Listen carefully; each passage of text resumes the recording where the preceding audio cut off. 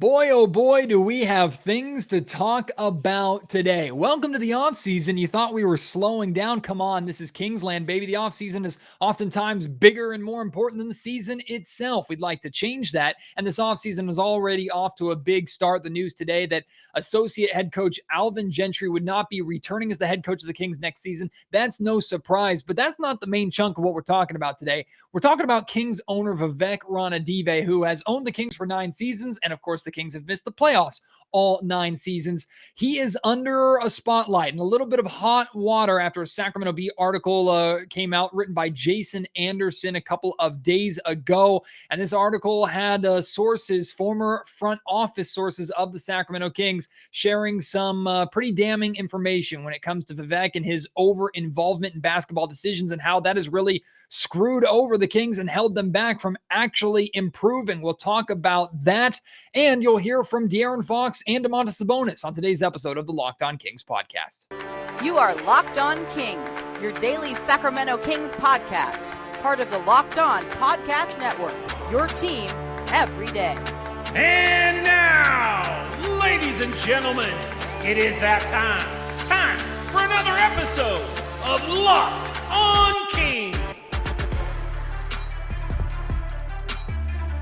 Hello and welcome into Locked On Kings, your podcast hub for Sacramento Kings coverage all regular season and all off season. If you're looking for in-depth analysis, game-by-game breakdowns, highlights, interviews with local and national experts, full coverage of your Sacramento Kings from January through December, this is the place for you, part of the Locked On Podcast Network.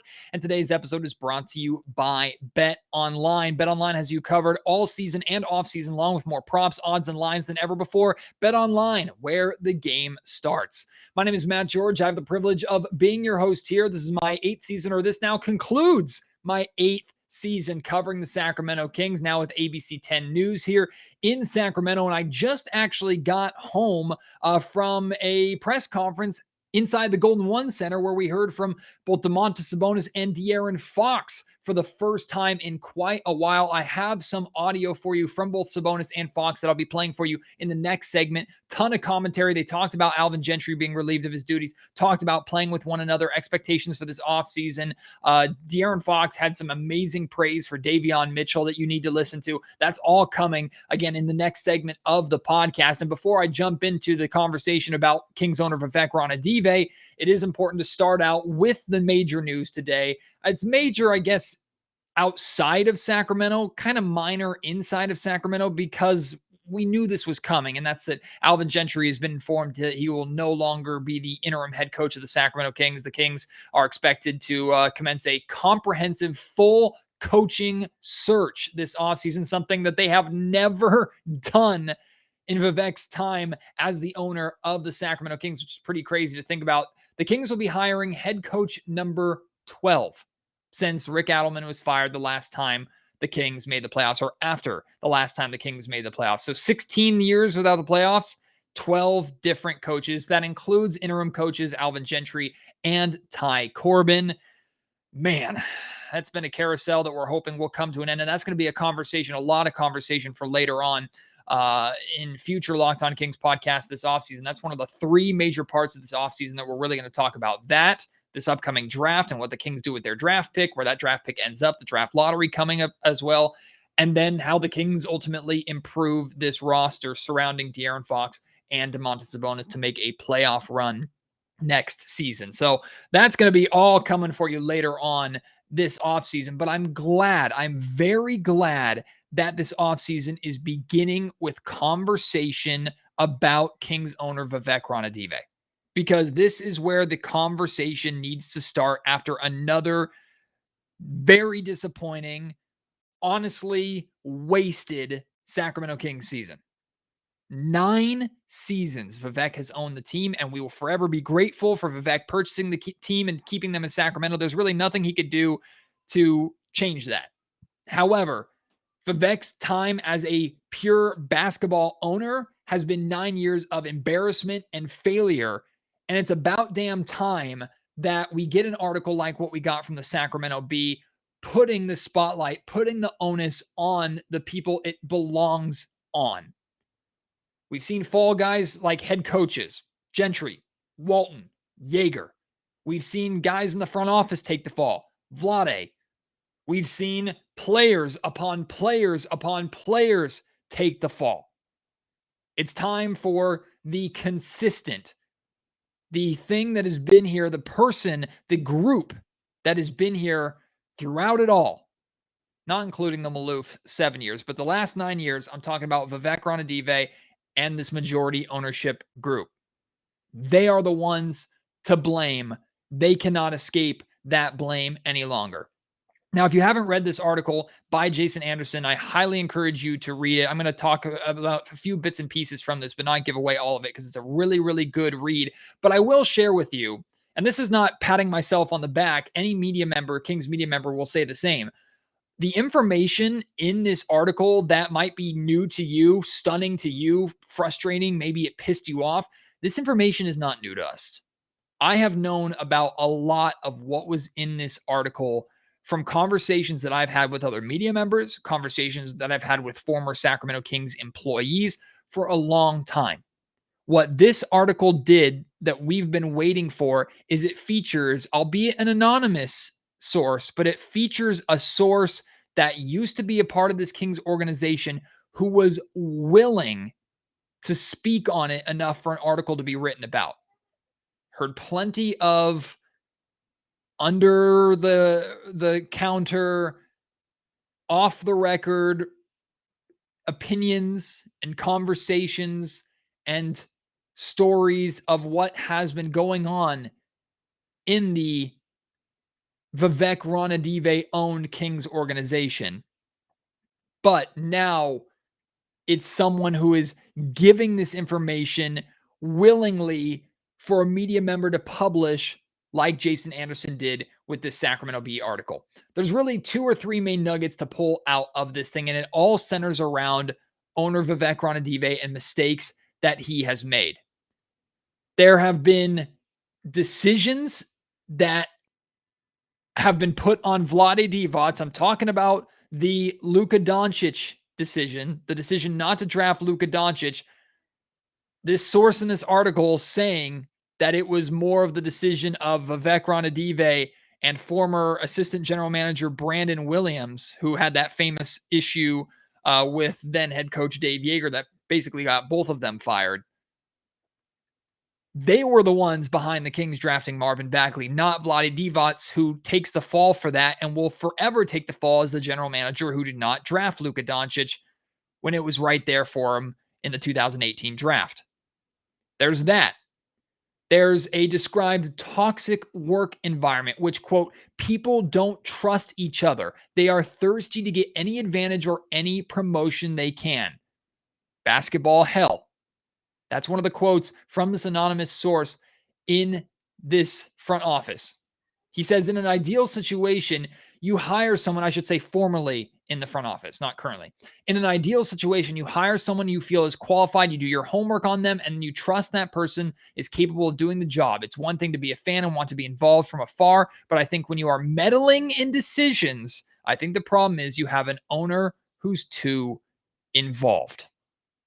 That's been something that we've talked about for quite some time. It's still, even though Monte McNair says that this is his team and he's the one making the final decisions, there will always, at least on my side of things, be the skepticism that Vivek Ranadive is still trying to put his foot down. However, I will say a couple of examples of progress in that area where McNair is actually the one making the decisions and not Vivek Ranadive is, for example, the Kings giving Alvin Gentry the interim head coach position when it was reported that Vivek wanted to give that to Doug Christie. McNair and the other basketball minds, they won out. Gentry ends up getting that job. Plus, McNair being able to trade Tyrese Halliburton, being able to trade Marvin Bagley, being able to trade Buddy Hield and make the moves that he's wanted to make. I'm not saying Vivek didn't sign off on those. I have no idea. I imagine he did to some capacity, but those moves suggest that Monty is putting his stamp on this team, and that needs to continue with the decisions that Monty makes in this coaching search this offseason. I sincerely hope that he has full autonomy to hire his guy and not the guy who Vivek or anybody else in this ownership group or front office wants more than McNair. There's plenty more stuff in this article, again, for you to go read.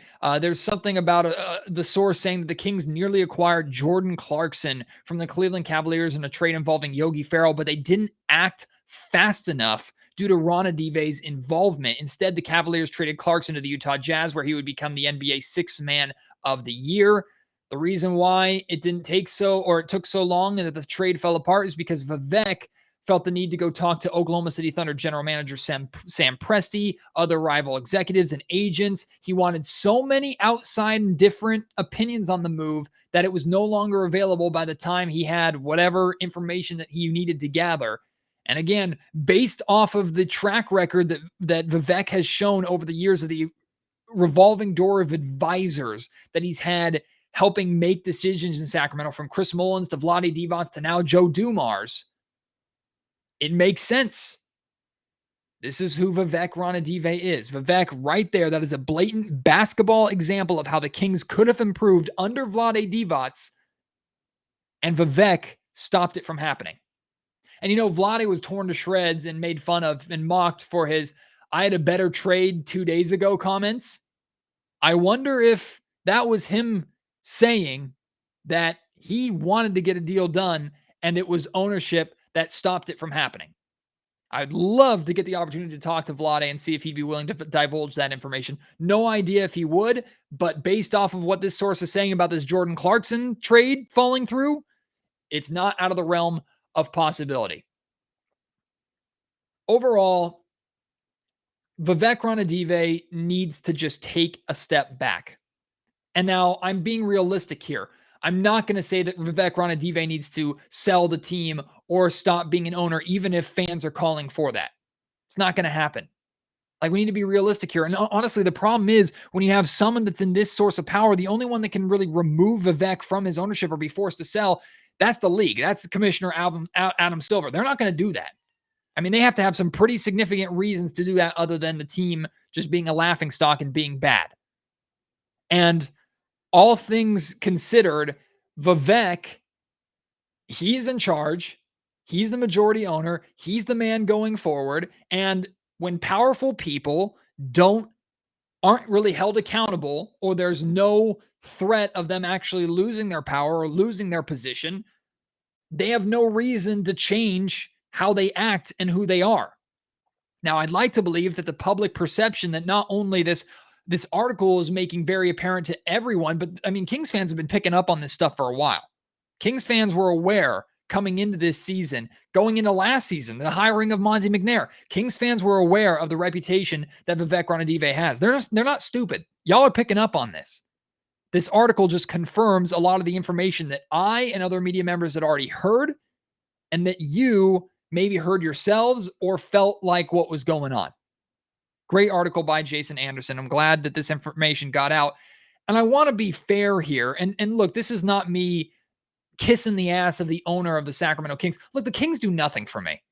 The best that I get from the Sacramento Kings is a credential to cover their games, but I'm a legitimate media member in Sacramento. That's my right. I've earned that.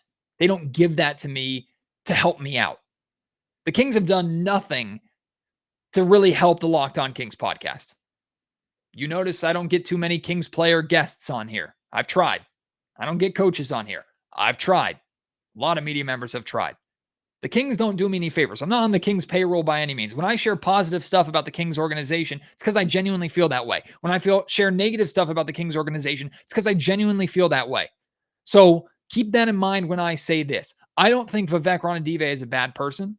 I don't think Vivek Ranadive is incapable of being a good NBA owner. I think Vivek Ranadive has a hard time letting things go and trusting people to make decisions. I think he's impatient. I think he's impulsive. And I think he has directly cost the Kings multiple opportunities to improve. From the Jordan Clarkson trade to the Luka Doncic draft, time and time again, Vivek Ranadive has firsthand had an effect on the Kings not improving. Hell, even the drafting of Nick Stauskas, who Vivek Ranadive loved. Vivek loved Buddy Hield, so the Kings traded DeMarcus Cousins for him.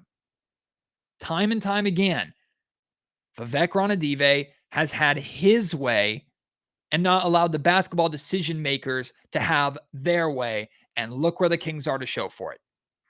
I sincerely hope that is changing. Sincerely hope that Monte McNair will be the difference maker. This summer will reveal a lot, especially in this head coaching search. By the way, forgot to mention too, Alvin Gentry is reportedly discussing with the Kings a front office role. He has 1 year left on his contract. To me, this kind of sounds like the Kings are paying him for 1 more year, so they want to kind of have him do something. And I will say this, Alvin Gentry is such a great guy, and I have so much respect for Alvin. He was put in such a ridiculously hard situation, taking over for Luke Walton, inheriting this mess this season. I expected him to fail. He did the best that he could. Alvin Gentry is not a bad person to have in this organization, even if it's not as your head coach going forward. Now, I think the Kings did something similar with Ty Corbin in this regard, and Ty basically disappeared and we never heard from him again. So maybe that's what's going to happen again for Alvin Gentry. I just hope it's not okay, now Gentry's like the overseer of coaches or another advisor for Vivek to use to potentially undermine McNair or the actual basketball decision makers. Things got to change at the top if they're going to change, period. No matter what McNair does this offseason, if that doesn't change, the Kings aren't going to win. And I'd like to believe that finally, and maybe this article is also influencing this change, finally Vivek and this ownership group is starting to recognize that. I'd like to believe Monte McNair, when he has said time and time again that this is his team and he has full autonomy. I'll believe it when I see it. But that's the only way the Kings can improve, in my opinion. All right. I got the opportunity to hear from both Domantas Sabonis and De'Aaron Fox at the Golden One Center. I'll share with you some of their comments coming up next. Plus, I have some numbers for you for this overall failure of a Kings season. That's coming as well. So make sure you keep tuning in. But I also want to make sure you know about Built Bar, the phenomenal longtime sponsor of the Locked On Kings podcast. From their delicious Built Bars that honestly replace candy bars, protein bars that taste amazing, covered in 100% chocolate. So many different flavors for you to try. 130 calories, 4 grams of sugar, 4 net carbs, and 17 grams of protein.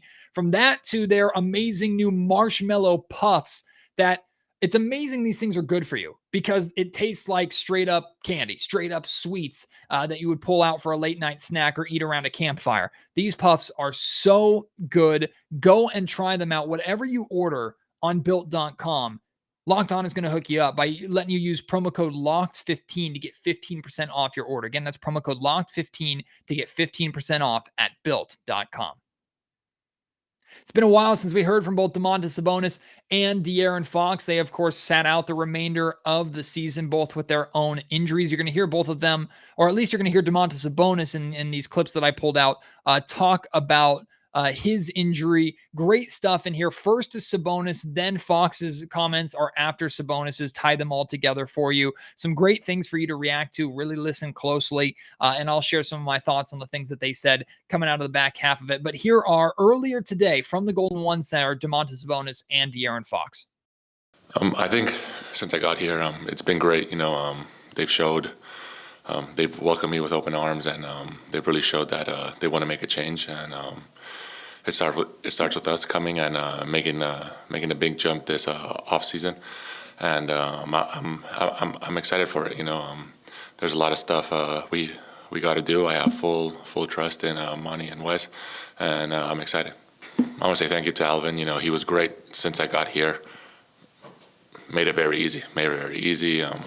Put the ball in my hands. Made this transition easier than I thought it would have been, and I loved working with him, and that's part of the business.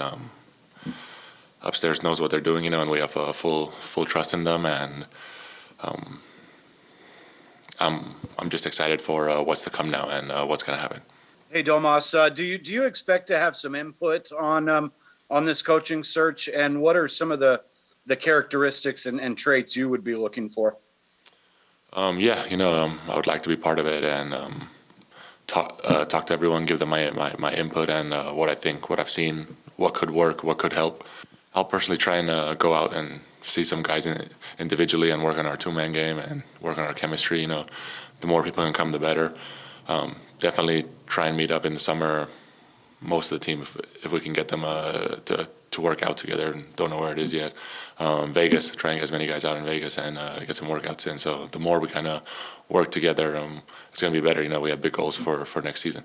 Just in hindsight, after playing with Fox and then not playing with Fox with the injury, did anything kind of change? I mean, obviously he took a pretty substantial jump to the Fox we saw even in years previous. What do you kind of attribute that to? He already had the role of the leader on this team, but he kind of stepped up and had the ball more in his hands.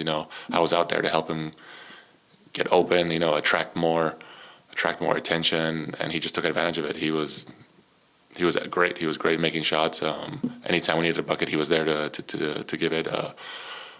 Pushing the pace, talking on defense. He really showed a side that I didn't even know he had, and that makes me really excited for next year. I was definitely trying to make it back to come out there and play, but as a medical staff and team, we decided it was best to just let it heal fully and not risk anything. I don't think I wouldn't say I had a good season. I think I had a good stretch before I got hurt, but that's pretty much all it is. Before those, I guess, last 20 games, I don't feel like I played even close to my ability. Kind of back to Gentry there for a minute. Just the time that he took over obviously wasn't the easiest situation. He'd been there before. Just how do you think he did, and is there much you can take from the experience under him these past 2 years? I think he handled it great. Obviously, at that time, I think everybody kind of saw it coming, and the way, like you said, he's been through it before, and he talked about that, and it's never easy. Being in his position, obviously, we can talk about the players and everybody else, but being that guy that has to, step up and be a head coach for the remainder of a season is definitely, a difficult job. But I think he did a good job of trying to keep everybody together and trying to be able to finish out this season strong. I mean, he's a true professional, and I think everybody, who's ever come across him will tell you that. But it's a difficult thing to go through. I hadn't been through, a coach firing in the middle of a season before, and he handled it with the utmost professionalism. And I mean, that's why he's been in this league for so long, for as long as probably longer than I've been alive. He's been in this league, so you kind of see why. You definitely see why he's been here this long. Probably half the NBA spends their off season in LA, so I think a lot of guys will make their way there just to try to get some weeks in together and working out and just being around each other. I think that's kind of what builds chemistry, and that's already, we've talked about that as from GMs down and players just trying to be around each other this summer.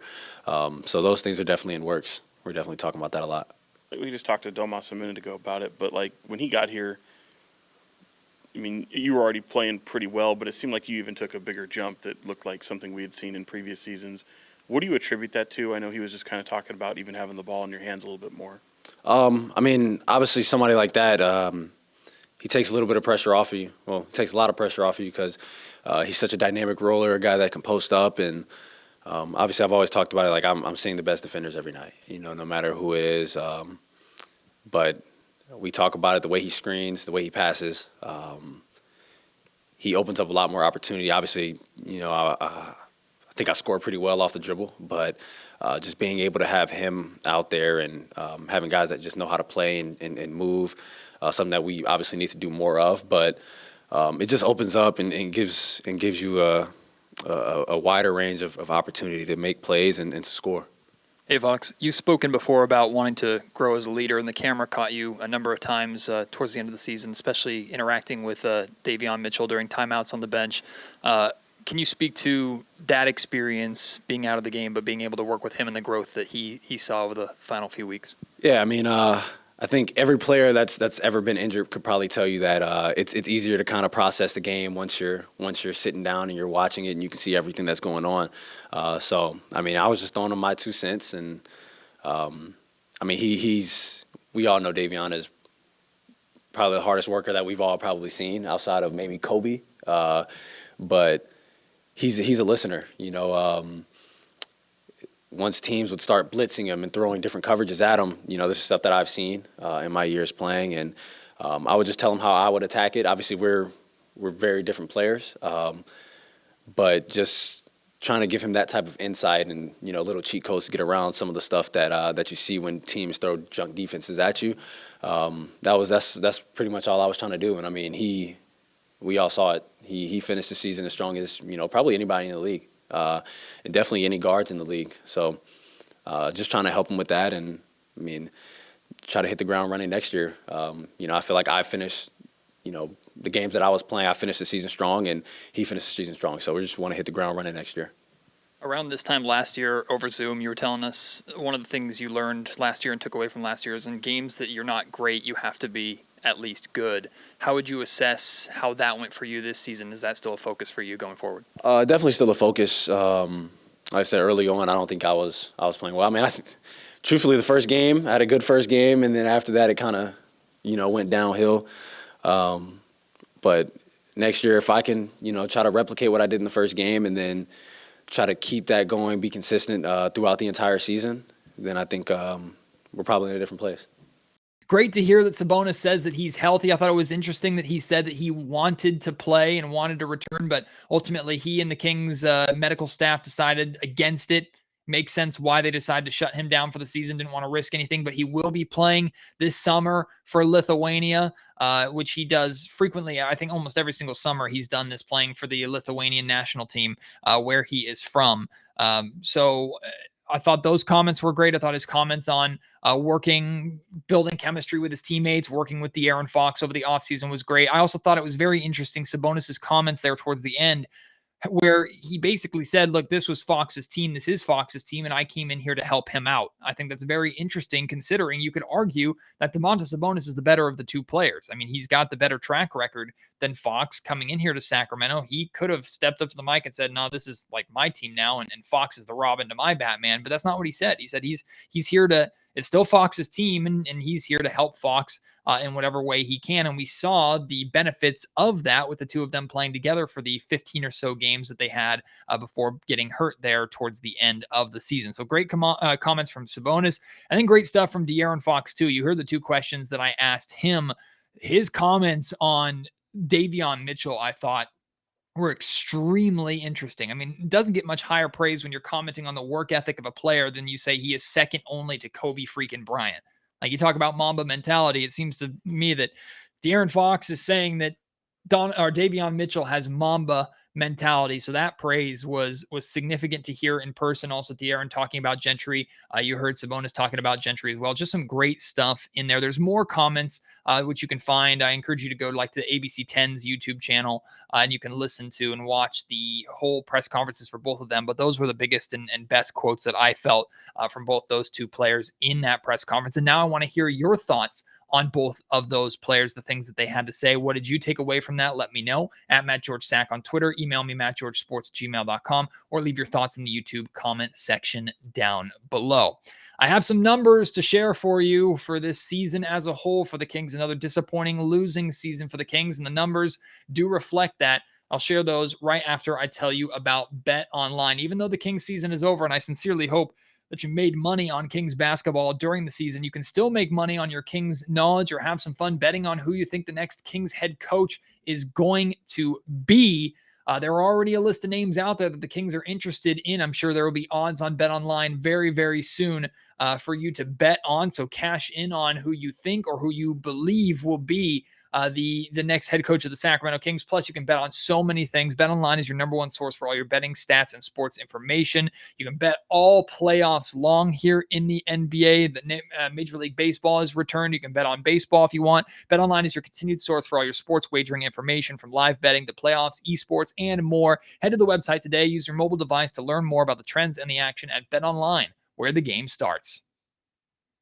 We're definitely going to talk about this more later on in the offseason as the search gets underway, but Adrian Wojnarowski tweeted out a early list of potential candidates expected to be considered for the Kings head coach position. Those names include Kenny Atkinson, Steve Clifford, Mark Jackson, Mike Brown, Bucks assistants Charles Lee, and Darvin Ham, and there's even more on that list. These are a lot of proven NBA coaches who have a reputation for turning lottery candidates into playoff teams. And that is obviously what the Sacramento Kings are trying to do. I think it's interesting that the Kings are going that route. It's probably the correct route to go because the Kings also could have gone in the route of, I don't know, hiring Doug Christie and promoting Doug Christie, which would have definitely seemed like a Vivek Ranadive move. Not that I'm saying that Doug isn't capable of doing that job. You know how much I love Doug. Doug is a friend of mine. You've heard him on this podcast many times before, and I worked with Doug for many years in Sacramento sports radio at KHDK. I'm not saying that Doug isn't fit for that position, and I don't think he could be a good NBA head coach. What I'm saying is the Kings are clearly trending for proven coaches who have been there and done that before. That's what they need. They want that stability versus a young guy out of college or someone who's getting their first real shot here in Sacramento. That could obviously work too. Doesn't seem like the Kings are going in that direction. So out of those names that I listed off, maybe there are names not on that list that you want on that list. Let me know your thoughts on that. And let me know your thoughts on some of these numbers that I'm going to read for you. It's no surprise that this has been a complete failure of a season by all standards for the Sacramento Kings. And I mean, they managed to win less games this season, fewer games this season than they did in the last two seasons that were abbreviated because of COVID-19. 31 wins in the last two seasons and 30 wins this season. That's not good. At least they got to 30 wins. They were able to do that by defeating the Phoenix Suns last night. But these numbers are all provided by Will Z Stats on Twitter. He's a Kings fan who's starting to really break into the business, and he puts out phenomenal numbers, deep dive numbers into the Sacramento Kings. I encourage you to go and check out the tweets and the things that he has to put together. But here's some numbers for you about this Kings season. In general, the Kings averaged 110.3 points per game, which is 16th in the NBA. So they didn't even manage to be a top half offense in the league. Rebounding, they were 27th in the league at 42.9 rebounds a game, 22nd in the league in assists at 23.7, 20th in the league in field goal percentage at 46% as a team, 24th in three-point percentage at 34.4, fourth in free throw attempts, which is good at 23.3. So other than free throw attempts, the Kings were in the bottom half of the league in every other major offensive statistical category. Remember, the offense was supposed to be the strength of this team. Never mind how bad the Kings' defense is. Their offensive rating, 109.6. That's 24th in the NBA. The higher the offensive rating, the better. Their defensive rating was 114.8. That's 27th in the NBA. The lower the defensive rating, the better. So the Kings had a net rating of negative 5.2, which is 25th in the NBA. Yeah, not good.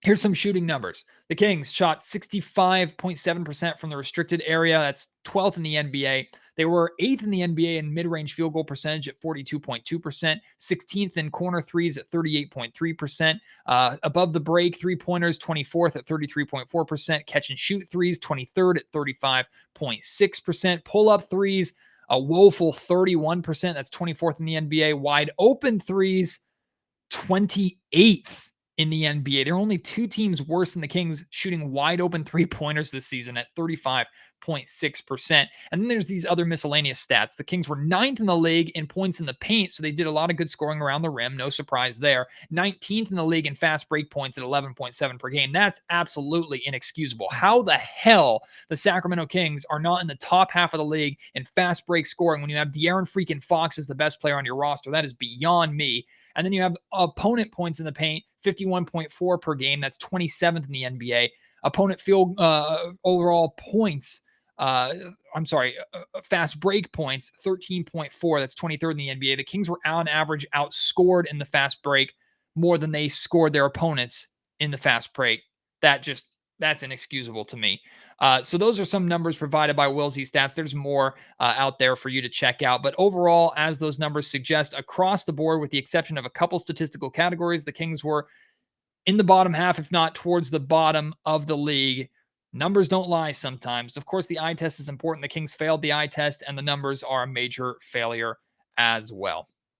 Kings got a lot to do this offseason. A lot to do. And now that the offseason is officially underway, we have a lot of great content coming for you here on Locked On Kings. Tomorrow, Kings general manager Monte McNair is expected to speak to the media. I'll have a podcast with his comments and my thoughts on the things that McNair has to say about this season and this upcoming offseason. And then I'm expected to have ABC 10's Sean Cunningham, my colleague, back with me here on Locked On Kings to just talk about the season as a whole in this upcoming offseason. And then very excited about these season reviews that I'm going to be doing about certain Kings players, groups of players, Monty McNair, Alvin, Gentry, and each one of these reviews is going to feature commentary and analysis from the G-Man, Gary Gerald, legendary Kings radio announcer. He's scheduled to join me for those. I'm very excited about that. So that's all coming immediately here to start the offseason. Just because the playoffs are going on doesn't mean we're slowing down here in Sacramento. Locked On Kings content is going to continue even if we're not talking about playoff basketball. Hey, one day maybe we will, but that is not the case right now. Plus, amazing content surrounding the draft lottery, the draft itself, what the Kings do in free agency, what the Kings do in trades. There's a lot coming for you this summer. It's going to be busy, busy, busy. And I hope you'll stick around with me here on Locked On Kings through all of it. Really appreciate your support. As always, can't wait to have you join me next season. And I will say, getting a little sappy here towards the end of the podcast, this was the most difficult Kings season for me to cover in my career to this point. Like, brutally difficult for me. Also, having a kid and all the COVID-19 stuff going on, like, it all stacked up, but this year was extremely frustrating for me. That being said, this year was by far the best year for Locked On Kings by a massive margin. From launching on YouTube last offseason, where the numbers have gone there already, to the audio listeners continuing to show up and those numbers going up. We broke record upon record upon record, and it wasn't even freaking close. And that is all because of you and the loyalty of Kings fans that this team sometimes, maybe most of the time, simply does not deserve. So thank you so much for making this season successful despite the team we talk about being completely unsuccessful. I appreciate you and hope that will continue through the offseason and into next season and beyond. Thanks again. Can't wait to have you join me on tomorrow's Locked On Kings podcast. Until then, my name is Matt George. You have been listening to Locked On Kings, part of the Locked On Podcast Network.